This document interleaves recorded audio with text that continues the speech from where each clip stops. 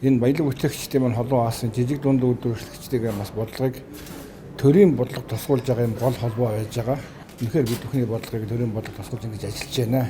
Баялаг бүтээдэг хүн гэж ямар хүнийг хэлэх юм бэхээр энэ баялаг бүтээхэд оролцож байгаа бүх одоо ажилчид дээр Монгол улсын баялагийг бүтээхэд оролцож байгаа.